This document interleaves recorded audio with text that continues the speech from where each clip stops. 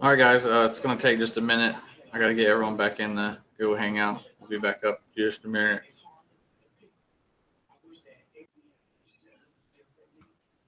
Hopefully, everybody caught on to that. I told him before. I can't.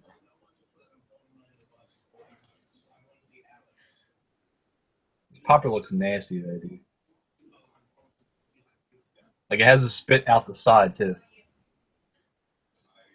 I can't find anybody when it says send invites as Matt Rose Fishing, and I won't let you find anybody. So I gotta go to the new. Oh, you got it on live now. Hey Matt, who won the KastKing braid giveaway? I never saw you pick the winner. I haven't picked one yet. I was gonna let it build up a little bit. If people keep responding every day, I'll probably do it tomorrow. I think I'll do it tomorrow. I'll do it tomorrow. So stay tuned on that. I'll do that giveaway tomorrow. All right, Matt. So when you go to the YouTube link or whatever, like where it has a little chat box, yeah, there's 3 little dots in the bottom right-hand corner. Yeah. Click that, and it has a pop-up chat box, and it's you can make it real small and put it in your corner so you can see it. In half. Oh, up in the Google Hangout. Yeah. It made it really big. Little. Did it like make the little pop-up chat box though? Oh, that's fine. Yeah, that's pretty much what I do anyways. I like YouTube though because I can run it and I can configure and stuff while I'm going.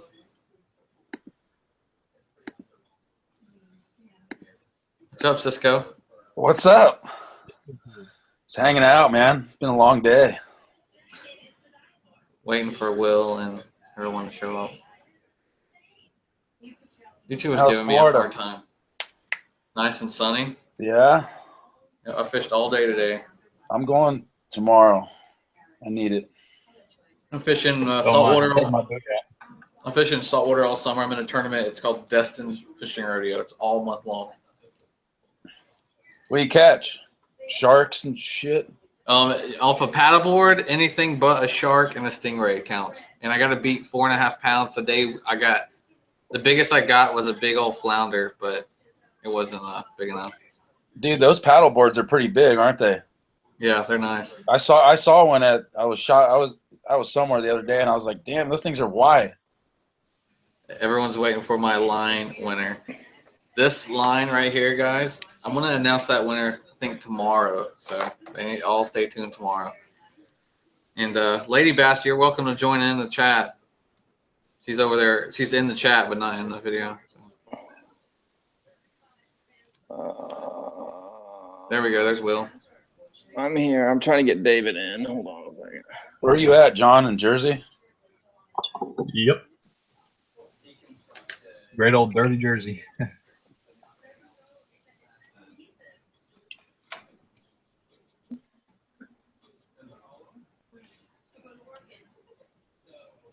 Here, I'm going to do a plug real quick for everybody. I know you guys know I do my WaspCam reviews and stuff because I just got this camera, but I'm using it as my computer camera right now. It's a pretty sweet feature. That's the WaspCam? Yeah. You got pretty clear from last live chat to this one. I don't know what happened, but it's more clear.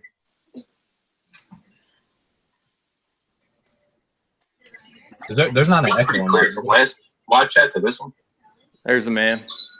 I don't know what happened, but it's more clear. I got to turn their YouTube volume down. There's not an echo on from last live. It's David. What's up, David? What's up, man? We get a few more people in there. We got 11 viewers right now.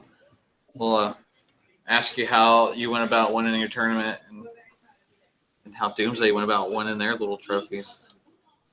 Sounds good to me. I think it's all AJ. He drove that stuff all the way to you. Of course. Little stand. If there would have been if there would have been an award for best boots, then yeah, it would have been all because of AJ. You put that thing together pretty quick, yeah? That's how I do, brother. We tore it down. Dave and I tore it down a lot faster than it took to put it up. It took me, shoot, I got there like 1. It was done by 3. And then tearing down, I don't know, was the show closed around 2:30 and we were out of there probably like 3:30 or something like that. It was pretty, we were maybe faster than that. It was pretty quick. I'm going to do a live chat for just KastKing stuff. I'm getting all these questions.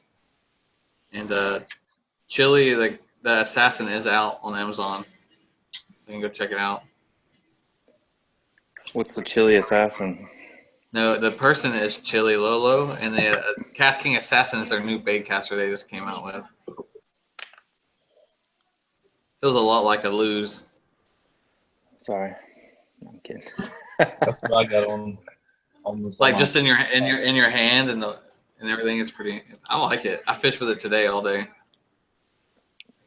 Lose 1. I got almost all my reels are lose right now. So what'd you catch that giant sack on yesterday, David?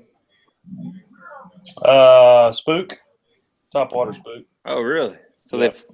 I guess that cold front moved through. They started biting on top. Then? Yeah, they've been biting it for a little while. They bit actually even better today. I had a little guide trip today and we caught several. Got a couple nice 4-pounders on a little tiny popper the other night, right when it got dark. Oh gosh. It's like miserable having to throw something that small. And my friends laugh at me because I always throw everything with a baitcaster. I'll throw a tiny lure with a baitcaster.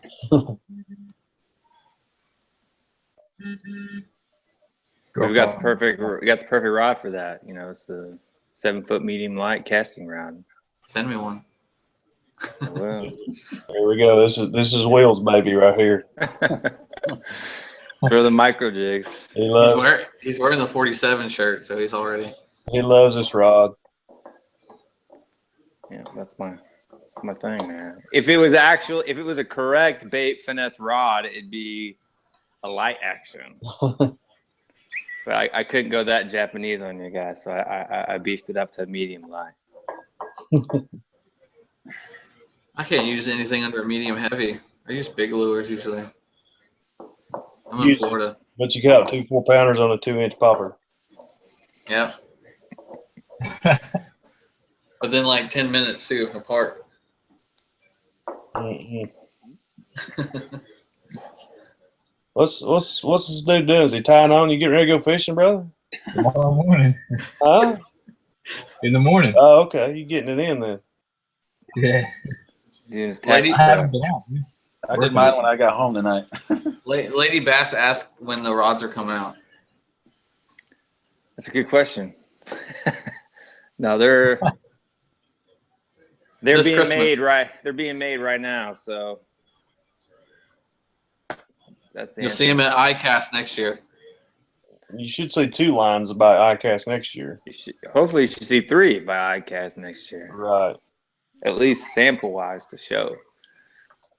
So the 47 is supposed to launch the first of the year. This, that, and the other thing is, you know, David and I wanted to make sure they were right before we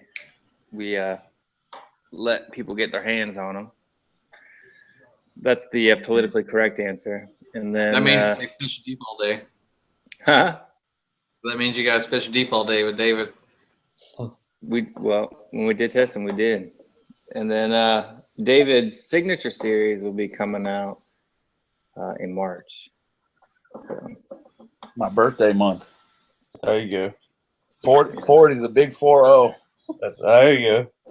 That's like the best fishing month too, is March. yeah. Oh, I was like like the April. late fall. So is the birthday boy? Is this the new guy for the staff? No, the March guy here. The March guy says his birthday in March. He's been here as long as me. Is that? Oh yeah. Have we met Cisco?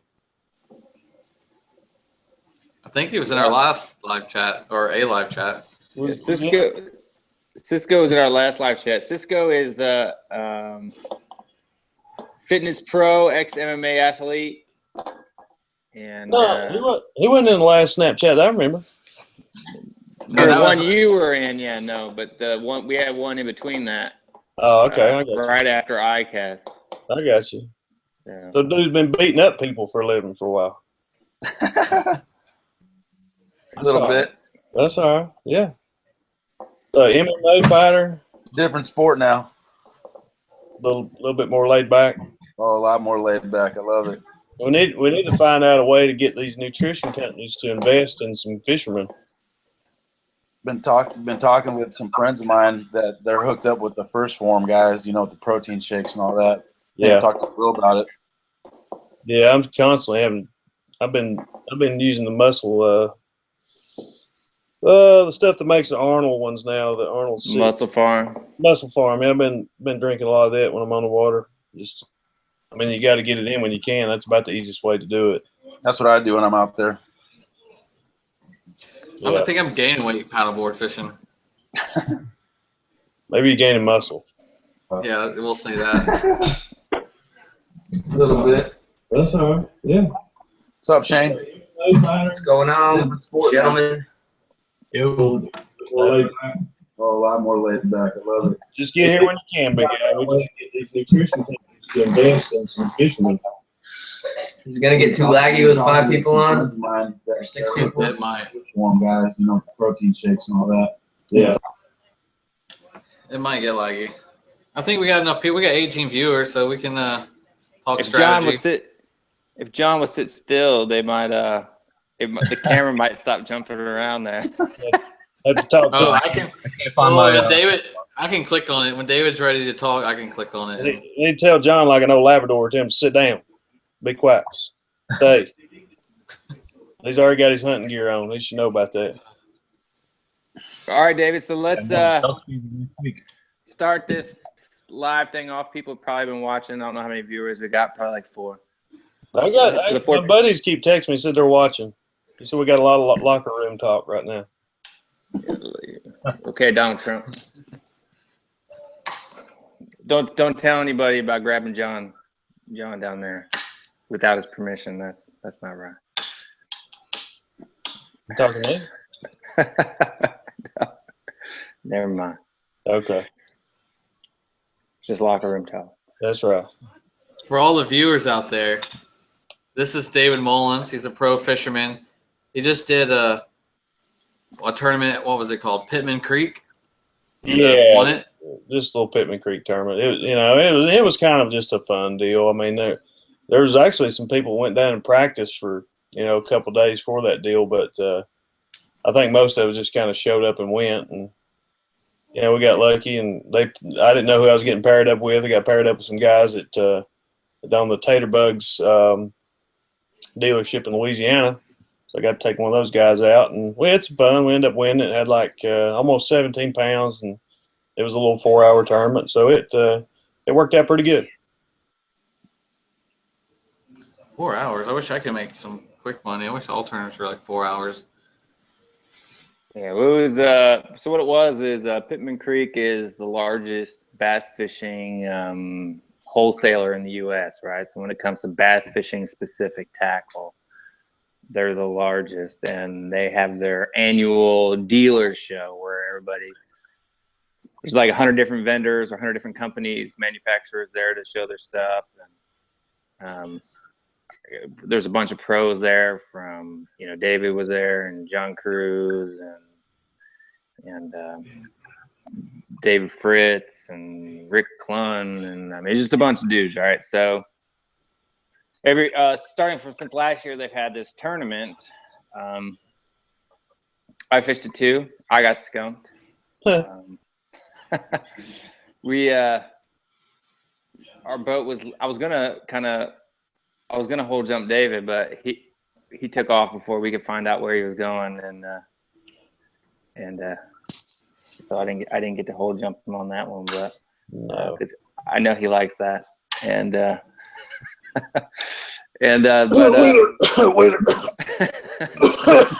careful now. But no, I got skunked, and but David ended up winning it. cranking, and I think his partner from Taterbug Sporting Goods down in Louisiana, he was throwing 3/4 ounce football jig with Fat Man on the back and caught 2 good fish. Yeah, They actually, ended up winning. full size Fat Man too. And we did. I mean, it's fall. It's kind of a fall transition going on at home right now. So we threw top water for like the first hour and a half, and the wind got up so bad you couldn't fish it anymore. So that's when we kind of just moved out on some shallower stuff off the bank. Just started throwing some football heads around and cranking, and caught some that way too. So it was you can catch them now in our lakes in 2 inches of water, or, some of them out in 25 foot of water, but they're just everywhere, and it's that transition time, and depending on what end of the lake you go to is how deep they are, but it's just that's why it's so tough in the fall, is like you can catch them anywhere, and they're usually not very good and schooled up, so they're scattered out. So, but we got fortunate. We just kind of ran the wind, pretty much what we did, and once the wind got up, kind of positioned them on some points and places like that, and that's how we won it. That's good. And then, I mean, they didn't just win it; they pretty much smoked it. I guess second place was pretty close to 12 pounds, and David was at 16.7. I think so, something like that. Yeah, rounded up to the nearest whole number. So I mean, it was pretty good. It's even though it's a for fun tournament, it is good for Doomsday to get our name out there, and for David to defend his title on Douglas once again. I mean, there was a lot of other pros there too. So I mean, it's not like you can just say it was Joe Smoes in the back of the boat, right? I mean, yeah, I mean, John Cruz caught almost a 6-pounder there, so. That's true. There was some good fish caught. It's a tough time of year to fish. Is Fat Man out yet? Bye. It is November. That should be illegal. Be fishing a tournament with a bait that's not out yet. I've been all the time, man. And most of the fish I caught on it. Wouldn't say most, but I caught a lot on it when we had to fish the Elite Series at Wheeler this year. I caught several on it, and actually broke off 2 fish on it that would have gave me in the cut during that time. So I've been using it for a while, and I like it. And it's versatile. You can flip with it. You can put it on the back of a jig, and it's just like a lot of our stuff. It's a multi bait deal. It's not just a one technique. You can use it for several different things. What I like about it. It's a good one. It's big. It's fat. That's what it's Fat Man. I need a paddleboard wrap and a Doomsday wrap on my paddleboard. Sweet. Hey, brother, that'll work. That'd be easy to do on a paddleboard. Yeah. Just make a sleeve. Slide the board inside it and shrink wrap it down. Boom, you're done. Clifford Will. Is this freshwater talk or both? I mean, whatever they want to talk about. I'm trying to answer questions at the same time. This is going to be some freshwater talk right here. I think Matt and I are the only anglers close to saltwater. Well, John might be too. Nah, I'm like 35 minutes away. So. Oh, that's far. I mean, considering you guys. Nah, I'm at least an hour away, but I thought, still, it's close. Nah, if you go my speed, I can get down this in 35 minutes. Yeah, I can walk my paddleboard to the bay of my house. Yeah, so freshwater majority right now. Yeah. I don't saltwater. Cisco's in Kansas City. He's probably the farthest person from. I'm hella far, bros. This is more of a freshwater bait company on here, except for you can still catch a little saltwater fish with all their lures. That is true. Yeah. I have caught redfish on the Margarita Doomsday turtle. Yeah, a lot of redfish been caught on the turtle. Looks like a crab. Exactly. It does. So, Cisco, when's the last time you fought, man? Are you retired? Are you still fighting, or what's the deal? Man, last time I fought was Man, it's been a long time, probably 3 years. I went to the World Brazilian Jiu-Jitsu Championships, and before that, I hadn't fought for a couple of years. My coach called me up, said we had a seat that opened up. You want to go? And I was like, hell yeah, let's do it. That's awesome. So, yeah, man. So, you know, I retired and doing some different stuff, man. So I need to hire you like after some of these weigh-ins that we fish. Take care of business on some people. Hey, man, I do that kind of thing. Use you for hire for that? Okay, I need to start taking you with me some places. I'm little, but you know, get the job done. Hey, it's all that matters. No, man, attitude. I've been loving this kayak, dude. Kayak. It's freaking awesome, man. I never thought I was gonna like it so much. You fishing out of a kayak? Yeah, I got 3 herniated discs in my back, and I didn't think I was gonna be able to sit down for that long. You know what I'm saying? And so I tried it, man. Now I'm trying to go to this place every weekend now, like tomorrow morning. There you go. Step up to a big old kayak. I know, man. I know, dude. I'm getting there. I'm getting there. That's pretty cool stuff. We should do a Doomsday Tackle kayak tournament and put David in a kayak. I'd probably drown. You can put him on my paddleboard so it's easier to fall off. I'd hire somebody to paddle me out there. Randy Howell just signed with Wilderness Systems. Did he? Oh, Randy? Yep. Rand Diesel. I don't know if he signed with them, but he took a picture sitting inside a Wilderness Systems kayak, and I kind of he was on social media. Randy was there at the Pitman show too. Yeah. Randy probably never been in a kayak in his life. Well, this one was on land, so he's been in a kayak on land. There you go. So I'm probably the only person who's done both, and I prefer both. I don't know if it's because I'm so tall, but I have a boat and I fish out of a kayak sometimes too, and my back just kills me. I'm a big guy in a little kayak. I'm 6'2", so. I prefer boat when it's my friend's boat. Chad Hoover's a big boy, and he fishes out of a kayak. That's all I gotta say. There you go. He was on a paddleboard when he was down here. I made him get on a paddleboard just to see him fall in, and he didn't do it. I can't wait till I get on a good.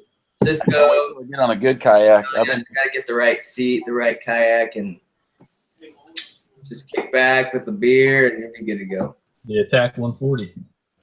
There you go. Yeah, I fell in love with that thing. Okay, Shane. So I looked at the Ascend, and I don't think I like it. Yeah, I mean it's got a cool seat on it, but it's that's the only thing I liked about it. My suggestion is to go on Craigslist and get a used one. Go to your local demo days. Paddle all the ones that you think you might enjoy, and then of course the biggest thing is what your budget is. I want to try a sit on. I mean, the crappy one that I had was a sit in. I did all right with it. You know what I'm saying? I mean, it was a little cheap one, but I don't know if I'm going to be more off balance with a sit on. You should get a bigger one. Longer and wider. Before I did paddle boards, I used to look at the Feel Free lures only because they had that built-in wheel. I really like that built-in wheel. You can buy a kayak for a wheel. Well, you can just grab it and pull. They are the first ones with the gravity seats, and they had a lot of other stuff. But the wheel, it's because you can grab it and pull it. You don't have to lift it up, put all your junk on it, and put a wheel underneath it. It's already there. Now, paddleboarding might be something I'd try to do. I don't like sitting down when I fish anyway, so I'm always, even when I'm fishing on a boat, I'm standing up the whole time. I don't ever sit on a bench seat or nothing like that. So paddleboarding I might be able to do, but I don't know if I can spend $1,000 on We spend on a board. $30,000 on a boat. That's a boat, and it's got rod lockers and coolers, and you know. If you're a Shane size, you can stand up on anything. True. But I'm not Shane size. I'm 6'5", 220 pounds. So You could stand on my kayak, no doubt. If I could afford a nice bass boat, I would be fishing out of it too. I could bring my kids with me every time, but right now I choose to fish out of a kayak because it's more, financially sensible for me right now. I agree, brother. See, I just don't fish. That's it gets me out in the water, right? Yeah. Only time I have time to fish is when I'm testing something. Well, you need to develop more baits so that way you can test them all the time. One of the guys says, it brings me up a question. Clifford says he prefers a yak when it's a pressured lake. I actually prefer to bank fish when it's a pressured lake. When it's hardcore pressured and fished all the time, I fish from the bank, so it's different. I prefer to not fish pressured areas. Yeah, when you're in a kayak, you got to get to those unpressured areas. That's what it's for. That's true. Yeah, that is a very good point. Where's AJ at? Chopping firewood, probably. Chopping firewood. Or playing with spiders. Shooting bobcats. So, when are we going to have these sweatshirts available? Will's always got the coolest sweatshirts that I don't even get. And I'm always free. He doesn't. I bought it, man. I bought it. They're on our website. We need to give our staff some. They've got them. Cisco's got like 3 or 4 of them. How do you get them, Cisco? I don't even have any. I bought them, yo. Has anybody else got? Will, are we the only ones that's used the rods yet? Has anybody else got to use any? Nope, just you and myself. That's it. I got to play around, guys. I got to play around with and I'm a freak about throwing crankbaits. So we've got a 7.3. It's going to be a cranking stick that's really good for like a DT10 or something under that. Maybe like a Little John, that runs like 5 foot up to a DT10. I really like that. But the 7.11, we finally got it right with the handle on this second run. And I took it out the other day, and it will actually handle a 10XD, which if you can throw a 10XD on a rod, that's like the plug to test stuff out on. And it held it up pretty good. It needs to be just a little bit stiffer for a 10XD, but it still will hold it, so it does the job. So a 10XD, it's going to be perfect for a 6XD, a DD22, a DT16, anything like that. So that's the cool ones I can tell you about. And I actually had one of my buddies just come and rob. He's got a tournament tomorrow, and he actually robbed one of my rods I've been catching them on. It's the 610 jerkbait rod, but it's awesome to throw a spook on with some braid. And he just come and stole it off of me, and he's going to use it in the tournament tomorrow and try it out. But if you're all into top waters, whatever else, that's a cool 610 with like 30-pound sunline braid on a spook. That's got the right action, so you don't really, it's light enough where you get the penetration of the hooks. It's got enough backbone, but it still doesn't pull it out. So, what other rod that I like? That probably my favorite one is like the 7.3 heavy. I use it for everything, whether it be football jigs, like flipping smaller stuff, big worm. You can throw a spinnerbait on it. So they're going to be some good stuff. I got to use the 7-foot medium heavies. What I've been throwing a chatterbait on all year. Caught them at the Potomac River on that rod. And actually, I made a video so you can see that on YouTube. But pretty exciting stuff, man. I've been really impressed with the rods. As far as the strong, I haven't been putting any covers on them, anything. Been trying to beat them up as much as possible, just to see how long they're going to hold up. And thus far, I've been nothing but happy with them. I mean, as rough as I've been on them, they've held up, haven't had any issues. So they're going to be the deal. I mean, for that price point and that much quality, they're good rods. What about your series rods? Yeah, they're going to be. We're designing them right now. They're going to be just a little bit more specialized. The 47 series seems to be kind of a broad overall series of rods, and mine are going to be just a little bit more specific about some stuff I like to do. So we should be getting those in very quickly, and I think we're going to try to launch them by, I guess, next spring sometime. So the new ones are going to be out probably this winter. And then my signature is being like in the spring once we get them dialed in. Just depends on, we'll have to see what we run into and what we need to change and go from there. They're going to be a little different color. And like I said, they're going to be a little bit different actions, more specific actions, technique specific. You got one coming out for flipping and pitching heavy covers? What's that? Is there going to be one specific for flipping and pitching, heavy cover? I think I've got a seven. I can't remember. Maybe a 7.5. That's going to be a real. It's going to be like a punch rod / Alabama rig rod, and it might be a 7. It's upside down. I can't remember if 7.5 or 7.7. It's going to be just for really heavy like pitching, and then we'll have a little lighter one like a 7.4 that's made for like pitching like a like a 3/8 or.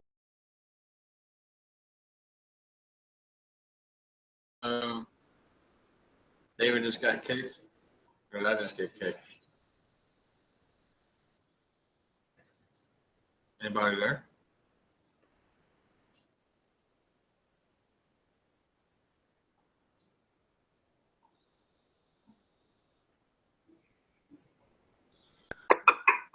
All right, we got disconnected for a second there. I just lost Will. Yep. They're all coming back slowly. Will might come back sooner or later. You guys hear me? Yep. Very good. Yeah. Can you hear me now? That's what I meant by the lag. This is going to be tied on for tomorrow. What you got there, man? Let me see let's see what he's got. Iggy had Roku. Nice. Where are you going? Alloway Lake in South Jersey. South. It's right near Ike's house. Really? Yeah. The deep water, shallow? It gets deep. I'm fishing mainly like in the morning. There's like a flat right off the boat ramp, and I usually kill it there on a popper. So I'll fish that, and then just pretty much all docks. Maybe some wood, depending on like what the docks are doing. Right. I don't know. Jigs, so. You love flipping jigs, haven't you? Yeah. I don't know if you guys got the chance to. Has anybody played with the D-Hop yet? What they've come out with? What Will's designed? No. I wish. It actually got, Rod's got best in show. We had a really good show at the Pitman Creek show. Rod's got best in show, but the best plastic was actually at D-Hop. And I've only got to play with it for about 15 minutes one day. And it's going to be the deal. But especially up in Jersey, I think you guys got some grass up there. Yeah, I got a pond. I have a private farm. I know the guy that owns it. And I'm allowed to like duck and goose on it and whatnot. And one day I was hunting there. I saw like legit 4-pounder just chilling near the bank. And I was like, oh man, I'm going to start fishing it. And it gets matted completely over and it is frog heavy. Like it looks like a Florida canal because you can cast right across. But there's like, I got a 4.75 out in there. That's a good one. And that's good for Jersey. I mean, you probably because you fished all over. Jersey can get tough. No, yeah, it's not very good at times. The only place I've been to Jersey was Delaware River. That's the tough river to fish. The what now? Oh yeah, literally, I saw more condoms and trees there against the bank than I did fish the time I was there. Yeah, it's bad. Yeah. Hey, on the 47 and the Dave Mullins series, are they going to be one-piece or two-piece rods for people? That'll be one. That'll be one. And now that they did away with this 10-foot rule with bass and FLW, where you're allowed to use longer rods, kind of playing around with the deal where I might have like an 8'5" cranking stick or something. I'm not sure yet. We're going to play around with it, maybe talk about it. But I mean, the only way to have that big a rod in the boat is it's going to have to be a two-piece somehow. So it's either going to have to be retractable out of the handle or a telescopic. So going to play around that, see how it works. But it's like, David Fritz was always my hero growing up, and I always liked crankbait fishing. And he actually talked to me an hour at the Pitman Creek show because it was one of the first days there when we were setting up. And we talked about longer rods with crankbait fishing and everything. So, the key with that, if you're going to make it that long, you still got to get it light enough where you can, put enough speed to throw it. So, it's stuff are in the works, and we'll see how it goes. But as far as all of them right now, they'll be one piece. Hey, David, I got a question about the longer rod, rules for this upcoming season, I think it was. They're allowing longer rods. Is that correct? Yes. What are your thoughts on that? Really none. I mean, I don't see it affecting anything. That rule was placed years and years and years ago, and I don't think it really has any effect on us. The only thing that I would see a longer rod being playing with is maybe some flipping stuff or maybe crankbait fishing. But as far as it taking over or anything like it giving somebody an extreme edge, I just don't see it. So I don't think it's going to, you know, there might be some technique that's going to come out of it. Like if we go to Cherokee, when the Elite Series comes to Cherokee in February, you know, a big deal around here is called the float and fly, and it's actually you have to have like a 10 or 12 foot rod to throw it because you're actually throwing a small duck feather fly that weighs like you know 1/16 or something like that, but you throw it with a bobber, so it's like, almost like you're bluegill fishing or crappie fishing. So you have a bobber and you have like a 20-foot leader, and then you have this little fly. So the only way to throw that big leader is you have to have a really, really long rod. So, you know, I could see it coming into play, something like that. But, you know, for the most part, I don't think it's going to be affecting us too much. And it's probably a rule that needs to be lifted. But, you know, I think in FLW you could have longer rods if I'm not mistaken, and, you know, nobody uses them. So we'll see how it goes. But I don't see it. You know, I don't see it really coming into play that much. We got a question from AJ. He says, David, how do you sandbag so good? I don't know, buddy. I just try my best, you know. Be, you know, just low key, you know. Sometimes you have to go out in aluminum boats and fish around so nobody knows it's you, you know, stuff like that. He said, just kidding. He loves you. I know. So kind of going from a manufacturer standpoint too on the longer rod section. I mean, even right now, 7, 11, 7, 10, 7, 8 foot rods don't have a huge volume in sales, right? Your average Joe is not going around fishing those types of rods. You know, you're more serious tournament anglers and stuff like that, boat guys who are out there fishing. I mean, do you guys fish 8 foot rods out of kayaks? Yeah. So, I 6'6", bro. Nah, man, that's way too long for me. That's what she said. I have a kayak that's 8 foot. But I think for something like, especially with David's, you know, series, with signature series and stuff like that, if it can help him get a couple more feet through a cast and get that crankbait down a little bit deeper, and we can do something where it still fits in his rod locker, then, you know, I don't see something like that might be useful. Going straight up 10 foot, I don't think there's enough deck space on any current 21-foot bass boat that'll hold a 10-foot rod. Yeah, that's crazy. A 10-foot rod. So I don't know if Doomsday, well, at least not in the near future, we won't be making any 10-foot rods. You know, maybe in the future or something like that, if the nature of the business changes and stuff like that takes off. But yeah, I mean, even 6'6". I mean, shoot, when I first really started getting hardcore into bass fishing when I was, you know, 17, 18 years old, I mean, I remember still 5'6" pistol grip rods, you know what I'm saying? So, you know, over the years, you know, it was 5'6", and then it was 6'6" was the key, and then now 7, and now it's 7'3", 7'6", you know what I'm saying, is the average length that most guys throw.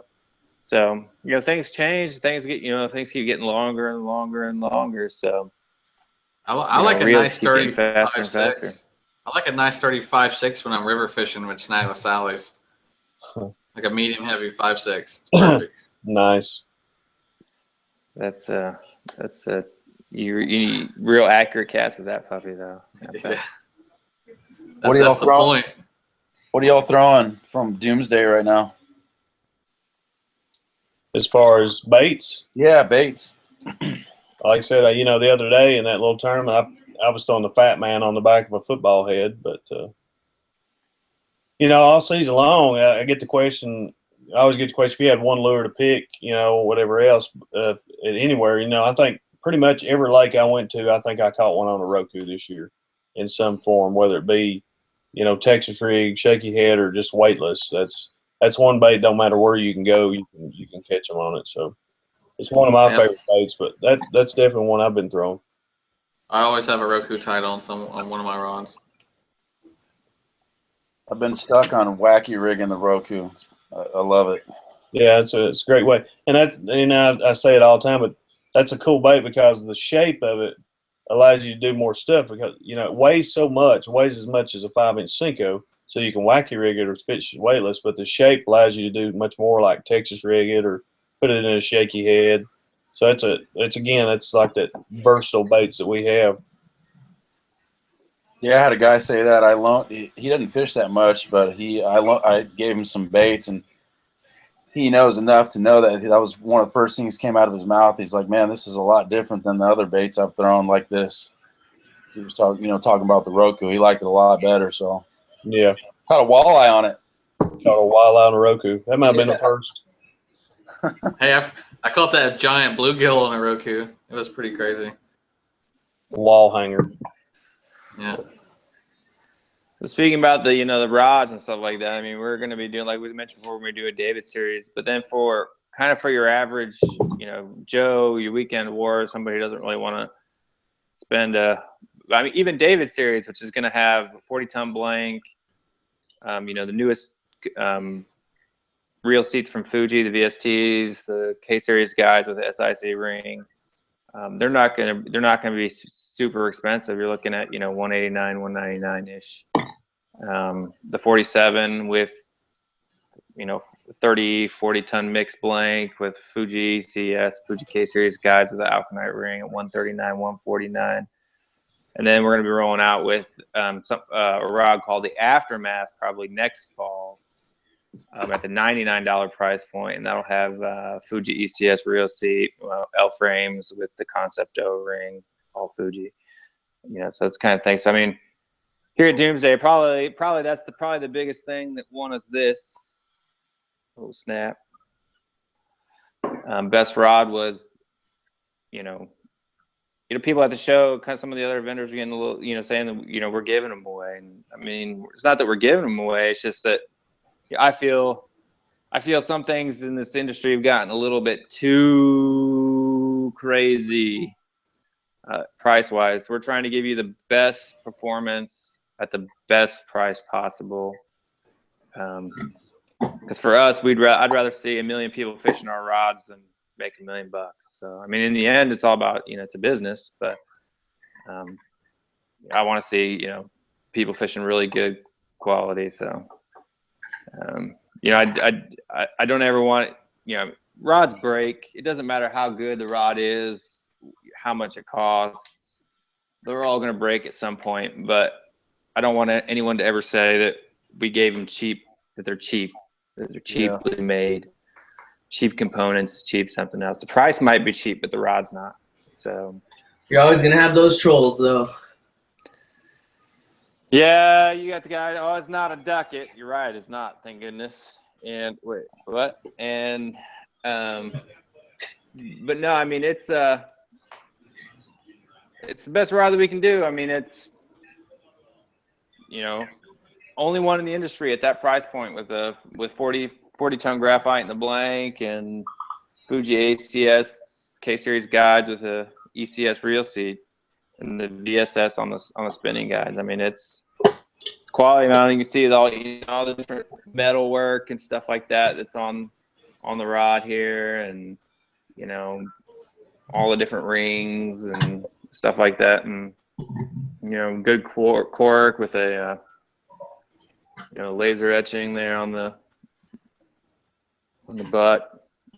So I mean and they're light too. I mean, you might pick up the 7-foot medium heavy and you don't really think, oh, it's not super light, but when you pick up what I've got in my hands right here is the 7/8 heavy, kind of our flipping frogs, heavy duty stick or whatnot, and or even the 7/11 cranking stick. I mean, it's light for as long as it is. It's light. And the balance is pretty good too. I mean, it's not perfect. I could have put in a little bit more work into the balance, but that would have raised the overall weight. But in hand, they don't feel tip heavy. They don't. I mean, David's beat the crap out of them, and other than some parts coming unglued here and there, we haven't had any issues at all. And for prototypes, that's pretty dang good. So. Yeah, and I think the number one thing that everybody that's picked them up has said, I can't believe how light these things are. They are super light, and especially for the money and the quality, it's there. So, and even the guys that come rob the rod off of me tonight and fish tomorrow, that's the first thing he said when he picked it up. He's like, man, this thing is so much lighter than my rod. So they're light, they're tough, and they're priced really good too. Yeah. I think people are gonna like them. Hands on one. Blink, So I blink. mean, a lot of people were a little bit concerned too, first time around, about the color of the blank. But once you see it in your hand, I mean, the colors match.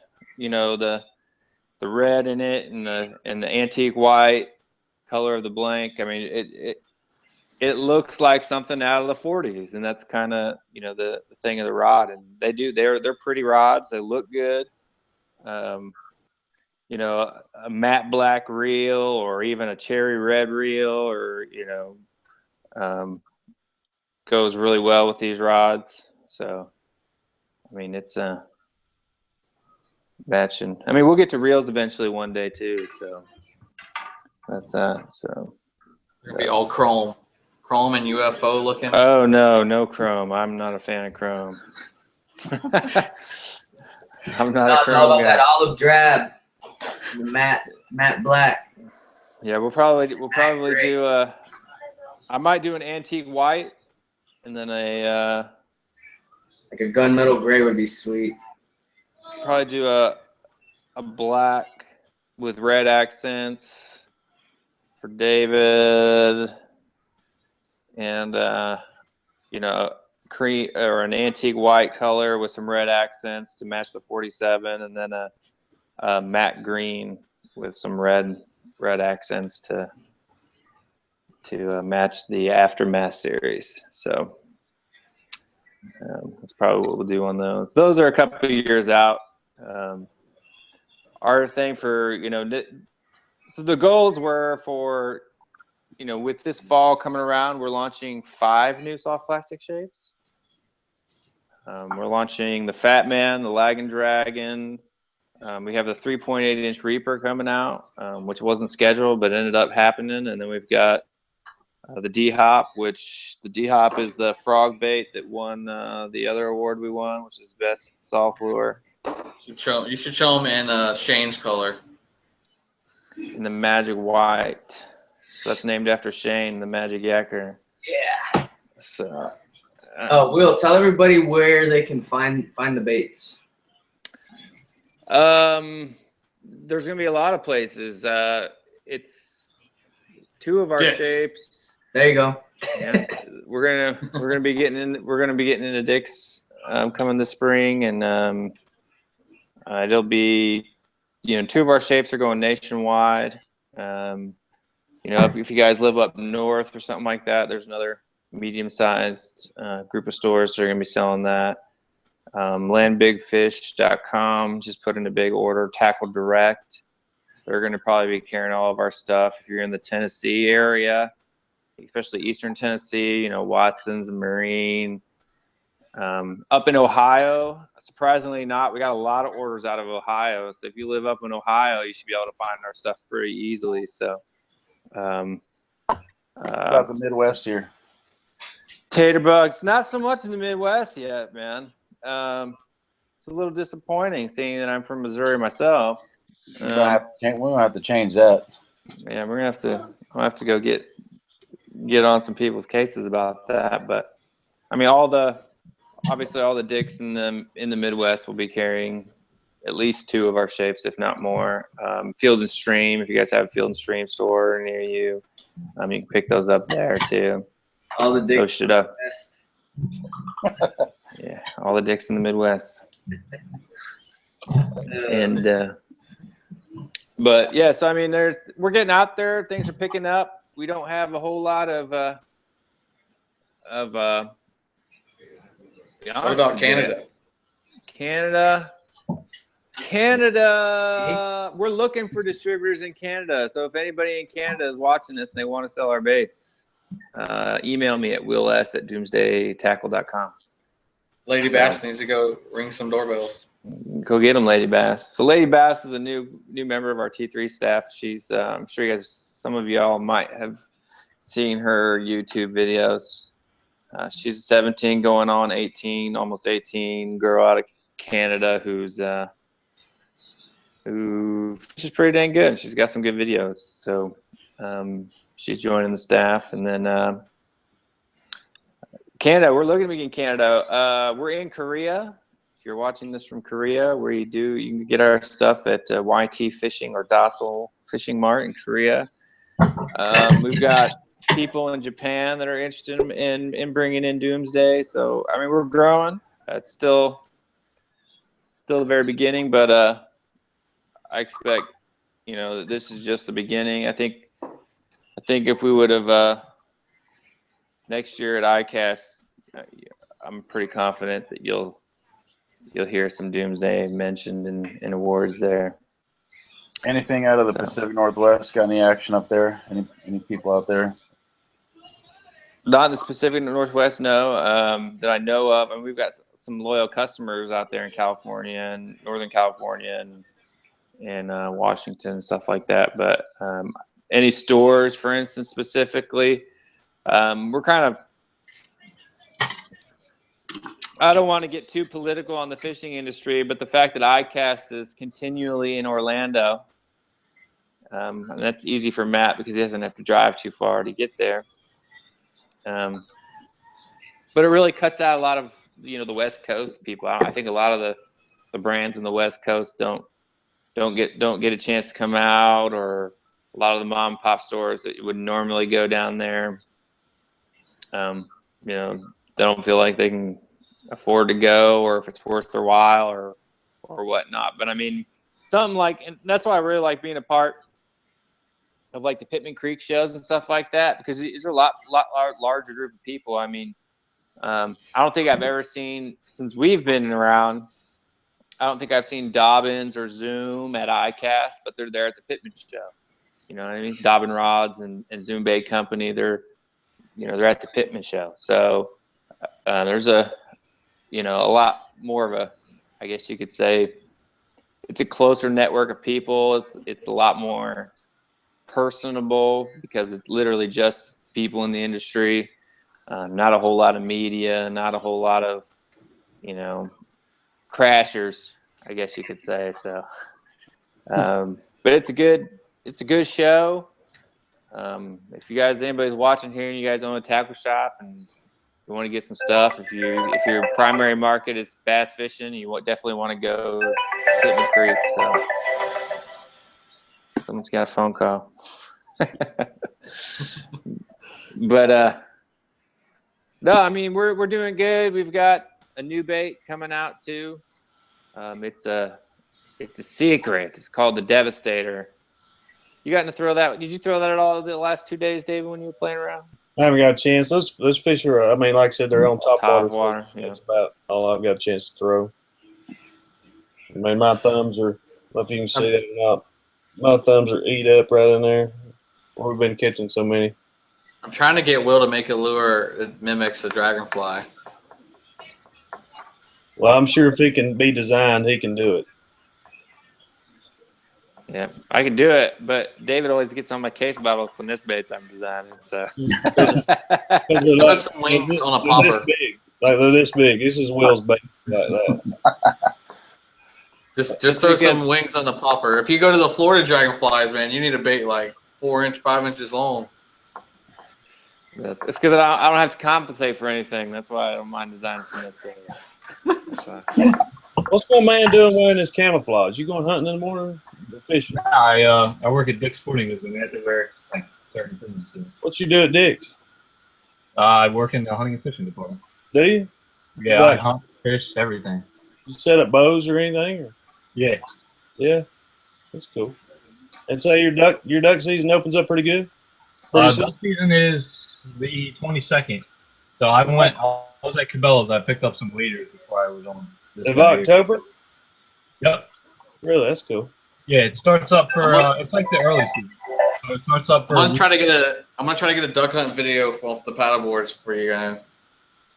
I thought you guys were talking about my Oregon ducks right now. Not too good.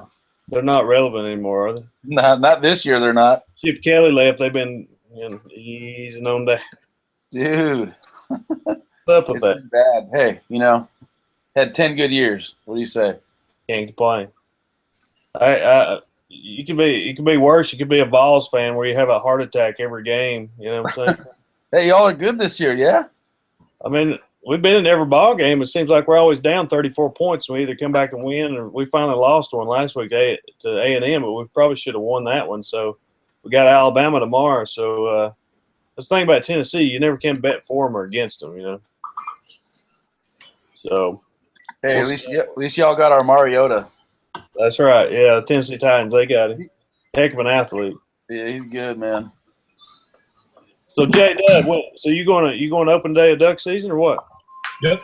Are you? Can you call? You pretty good call? I'm all right. I'm more of a goose caller. I got my buddy does the ducks. So. Yeah. Kill a lot of Canadas there?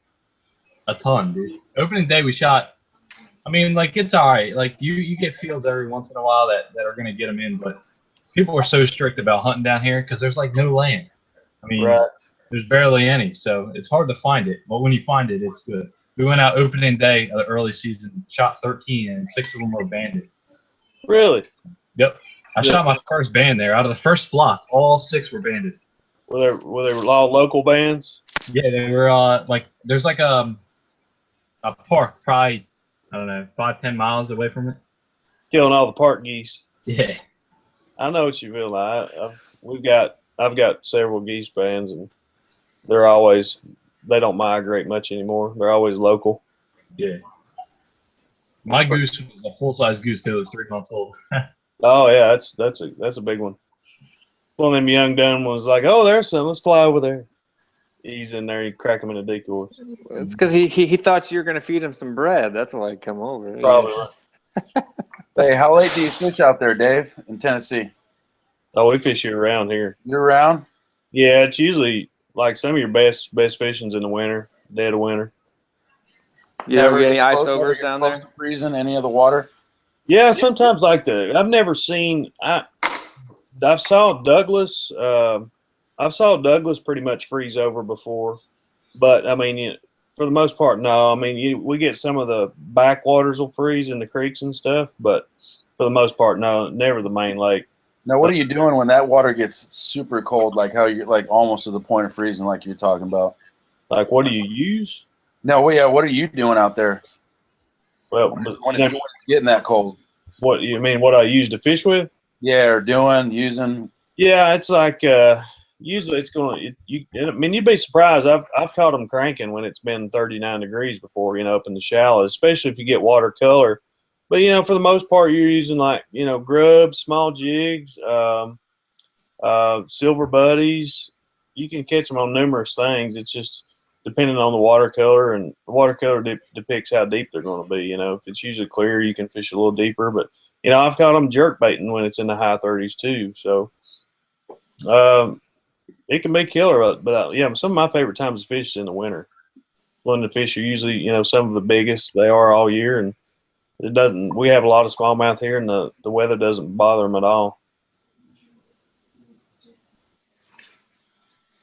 We getting any questions, Matt, or people just? They're just chatting. I haven't got a question yet. Let's open it up. Anybody got any questions about Doomsday or David or Dave season in New Jersey? Anybody else duck hunting? We got a little bit of a delay, so we got to wait a minute or two. Dave's a big duck hunter. Throw the D hop up on screen so I can see that. Or make a mini D hop. Make a mini D hop. There's your dragonfly lure. Or just make a dragonfly one, which I've made one similar to that before. Hold on, I'll be right back. Yeah, I got a new toy. The Mustang. There you go. Oh, those are good, man. That's what I use. McClellan gave me some this year, and that's the best. You can't hardly tell you're wearing it. I like it, man. Yeah, they're really pricey. I always just throw some styrofoam around my body. Yeah, I don't do that.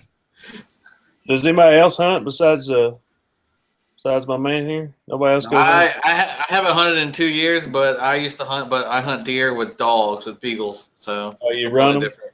Yep. Yeah.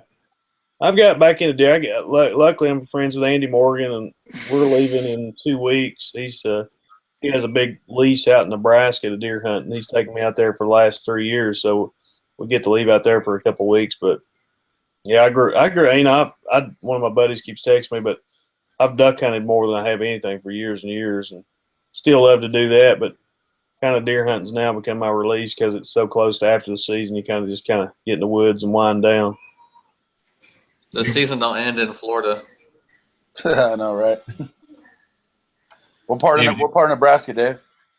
Out near North Platte. Out near there. Yep. I have a friend I used to teach English with in Korea who's from North Platte. That's cool. It's a small area out there. Yeah, his name's Courtney Boots. We got a couple. Shout out to Courtney Boots. We got a couple of questions. It says, why did they decide to start a tackle company?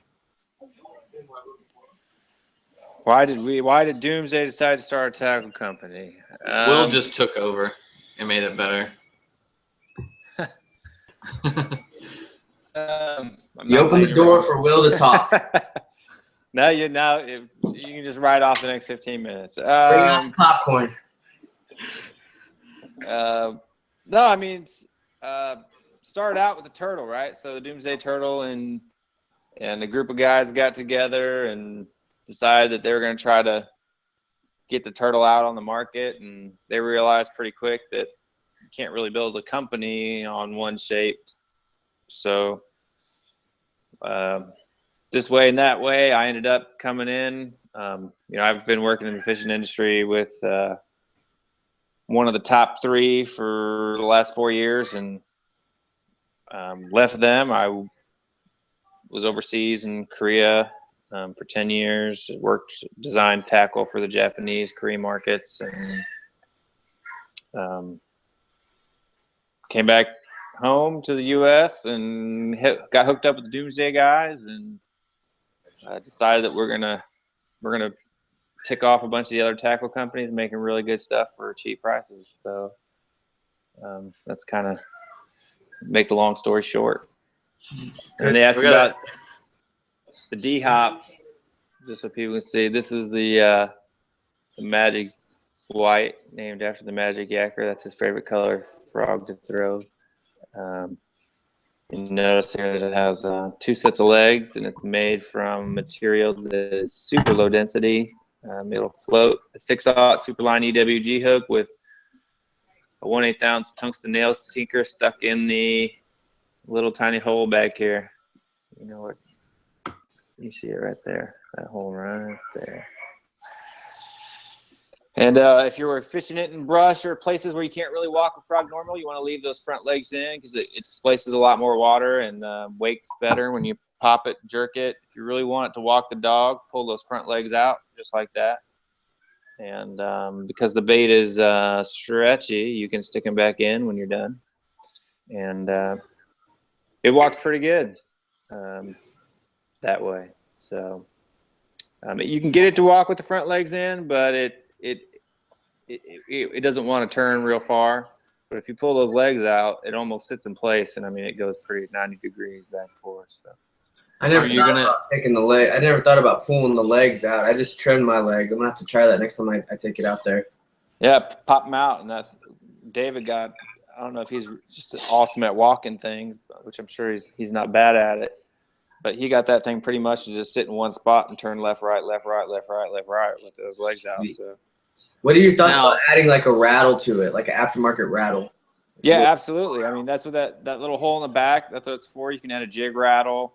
It actually helped that bait. So that's what that hole is actually there for, is you can actually tune that bait. So without a weight or a rattle in there, that bait will sit perfectly flat. Right. And what I like to do is I like to take like a 1/16 ounce split shot or bullet weight and shove it in that little hole right there, and then you can get that bait to sit 45. And then if you're trying to get it to dangle in holes and mats or something like that, you can put an 1/8 ounce nail weight in there, and you can get that bait to sit completely vertical and float. So like, you're pulling on the mat and you want it to fall down that hole, and then it pops up, real slowly to perpendicular, and those little tails are hanging, dangling. Are you going to be able to order, like, people's going to pull legs out, they're going to lose them, and they're going to want to put them back in. We're going to be able to order separate legs? Not right away. I mean, if there's a pretty big request for that, that's something we might do. But, I mean, literally, here, I'll pull one out for you and show you what you can do. It's basically just living rubber skirt, you know, the round skirting material, or you could even use flat silicone too, and it's just wrapped around with a wire in the middle. I mean, you could use thread just as well, and you just, you know, half and half, tie it up, wrap a wire or some thread, and then you just stretch the hole out and stick them back in. So, yeah, you customize your own frog. Exactly. You can change the color of the legs of the skirt. You can put all kinds of weird stuff in it too. So the paint on the back is pretty durable. If you really pull and stretch on it or do something like that, it'll end up peeling off. I'm gonna go grab mine and show y'all because I've been fishing them for a while, and I gotta remember where I put the white one, but I'm pretty sure I have the green one. So I'll be right back. Yeah, and then you can color them with a Sharpie or something like that, and do whatever you want to do to them. So they're pretty customizable. While we're waiting on Shane, I got a couple of random questions. Sure. One 10 one inches. is the dumbest. 10 inches. One is about Cisco. He says, "Why does Cisco look like the Rock with his backwards hat?" I never heard that. What? He's the mini rock. It's funny. I hear that all the time, and I just laugh. I came out in a fitness magazine last year in Kansas City, so I'm in the inside cover, Rock's on the back cover, and then I had all kinds. Everybody tells me that, but it's funny. It's probably a chick, right? No, it's a younger. The real Rock's like 6'5", so I think it'd be funny if you guys did a picture standing next to each other. I know. And he could be like, "That's my mini-me." Oh, dude, that's funny. I bet if people meet him and like, "Dude, you look like Cisco," he'd be like, "Dude." And Mullins' relative chimed in. Takahiro Mullins. What's up, Mullins? What's up? Takahiro Mullins. I don't know who that is, but yeah. So there's the white with the legs trimmed. You can see the color still. Hold on, let me bring up the big screen. I got it. There you go. I set it next to some plastic in my kayak and it started eating at it, but Yep. So you throw rattles in your Shane or not? no, I haven't put anything in it. That's why I was asking. Yeah. And then here's the green. You can see the coloring on it's good. This one's gotten eaten up, so the hook's just about ready to come out. But How long have you had that one? oh, I got this one from Will at iCast. So I got Does both of these in July. Yeah. Does that the material it's made of? Could you take like a little hand lighter and melt that nose back so then you can redo the hook? No, it doesn't work that No, well. but you can just go. You can higher. See, yeah, you just go. Like take the hook and go up here, like that, and you can reset it. Get a little bit more bite. Get some more life out of the lure. You know, it's funny you talk about rattles, dude. I've been running some guide trips on Cherokee here in the last couple of weeks, and a friend of mine said he was catching them on a topwater vixen. And this was what drives you crazy about fishing sometimes. So I went out and bought me a vixen, and I threw it. I got like 8 bites to 1 to the guy I was taking. So later on today, I come across a little rock pile and I threw the vixen across it like 3 times, nothing. Well, the guy behind me catches a 4-pounder. With rattle? With a non-rattling, with it, just like a soft rattle spook. You know, it wasn't very loud. And I was like, okay, got one to bite. So I go to the next rock pile, throw through there 3 or 4 times, no bites. He comes behind me and catches a 3.5. I'm like, okay. So I took a guide trip yesterday to a guy up here near me. He had 5 blow-ups on a regular spook, rattling spook, before I never had a blow-up on a vixen. So I tried another topwater deal. I tried like a Mega Bass Top Dog, no blow-ups. He's still getting blow-ups. And finally I put on an original spook, non-rattling spook, and I started catching them before he was. So it's funny, like some days, if there's a little bit more chop on the water, they want a little bit more rattle. Other days they just want it kind of, you know, non-rattling, very subtle. So today on the guide trip, I just threw the normal spook all day and got bites on it. So it's funny. That's what drives you crazy about fishing, is like the little subtle things that you don't realize, like just something that going from a rattle to something silent, especially on top water, makes that big of a difference. That's why I asked you if you threw rattles on in your frogs. No, I'm gonna be playing around with the idea. A lot of guys here in Central Texas, they put rattles inside their soft plastics, like their Texas rigs or their jig trailers or whatnot. And, right. It's been producing some really good fish for them. So I never thought to do it, but it looks like it actually, the little rattles that they showed me, it looks like it might actually fit into the Roku too. So right, definitely gonna be playing around with that idea. Yeah, there's definitely a difference from day to day. I got some other questions. Any buzz frogs coming out? I'm working on something like that, using the same. So one of the things that makes this frog really unique is the material, and it's made out of material that I call Durafoam, and it's something I've kind of been perfecting for a while, and it's a lot softer and a lot more pliable than before. But I mean, it's super light, or super low density material, and the lowest on the market. And so eventually I'm going to try to do like an inline buzz bait type of a thing, where you have a bait that's a little bit more shad shaped versus a frog, and you still use a 5 or 6/0 Superline EWG hook, and then there'd be a split ring, and then on the front of that there'd be like a prop. And because it can float so well, you know, that prop can be metal, and that prop will hang down when it's just sitting. And then when you go to buzz it, that prop will plane out and start chucking water. So something like that would be cool. There's a bait from Depths called a basiliski. I don't know if you guys have ever heard of that. It's a frog shape that has these 2 fins that kind of stick out in the back, and it's a frog bait that you kind of reel in, and it wobbles side to side as you pull it forward. I mean, there's you could do something like that. I use the turtles weightless, and I'll buzz them on the top, and they do really well. The problem with that is this material is a little bit too stiff for action trailers. Like a buzzing frog with big chunk legs with the little paddles on the end, you could probably do something like that. But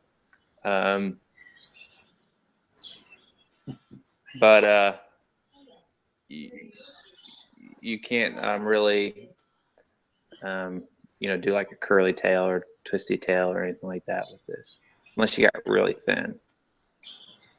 There's one more question for Will. It's probably going to be a really long answer. I don't know if I should ask it, but it says, how does one get into the fishing industry as a career?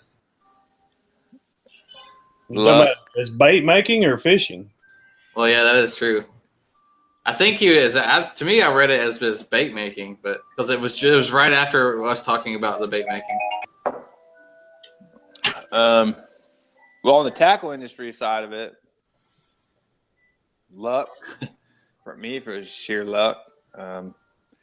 Always something I wanted to do. I told my wife back in 2008, about a year after we got married, I'm going to work in the fishing industry.